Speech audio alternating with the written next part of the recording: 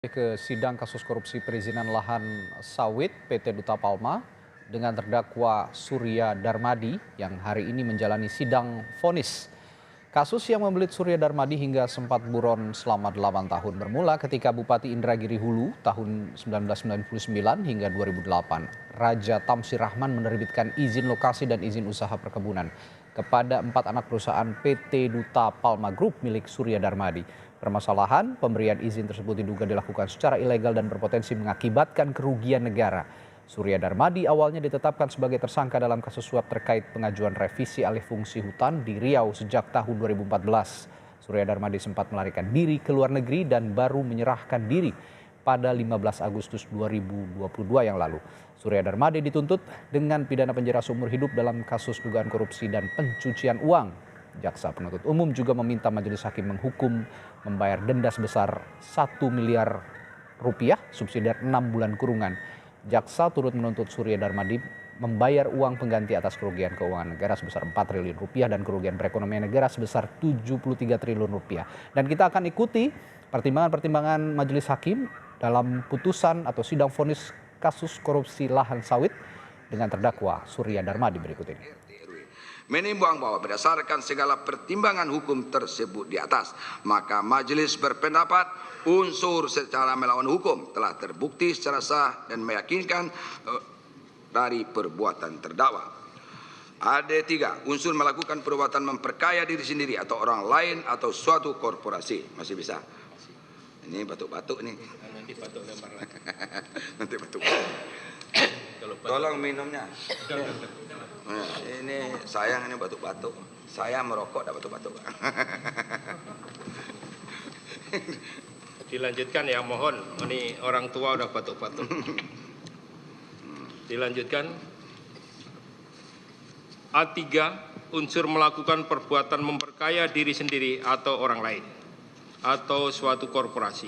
Menimbang bahwa dari rumusan pasal 2 ayat 1 Undang-Undang Nomor 31 tahun 99, unsur melakukan perbuatan memperkaya diri sendiri atau orang lain atau suatu korporasi adalah bersifat alternatif. Artinya tidak semuanya harus dibuktikan, namun dibuktikan sesuai fakta yang terungkap di persidangan, yaitu dapat meliputi memperkaya diri sendiri, memperkaya orang lain, atau memperkaya suatu korporasi. Menimbang bahwa memperkaya dari diri sendiri atau orang lain atau suatu korporasi tidak perlu dikehendaki oleh pelaku, namun cukup bila pelaku sesuai dengan tingkatan pengetahuan atau tingkat intelektualnya dapat mengetahui atau kemungkinan akan memperkaya diri sendiri, orang lain atau suatu korporasi. Menimbang bahwa memperkaya orang lain atau suatu korporasi tidak perlu dibuktikan apakah orang lain atau korporasi tersebut menjadi kaya raya. Akan tetapi cukup adanya penambahan kekayaan atau kepemilikan atau suatu pendapat atau aset-aset yang sebelumnya tidak memiliki kekayaan menjadi bertambah.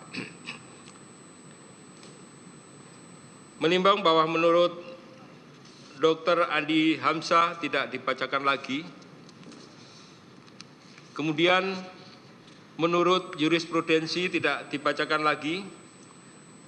Menimbang bahwa dengan memperhatikan pengertian seperti diuraikan di atas, maka dapat disimpulkan bahwa pengertian memperkaya diri sendiri atau orang lain atau suatu korporasi haruslah dihubungkan dengan bukti bahwa terdakwa atau orang lain atau suatu korporasi telah memperoleh sejumlah uang atau harta benda tersebut adalah dilakukan secara melawan hukum.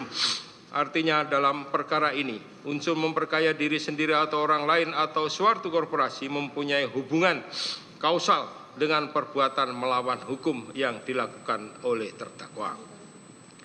Menimbang bahwa berdasarkan fakta yang terungkap di persidangan berupa alat bukti, keterangan saksi, alat bukti, keterangan ahli, dan alat bukti keterangan terdakwa dengan merujuk dari unsur-unsur secara melawan hukum di atas, kemudian satu sama lain saling bersesuaian sehingga menjadi alat bukti petunjuk terungkap sebagai berikut.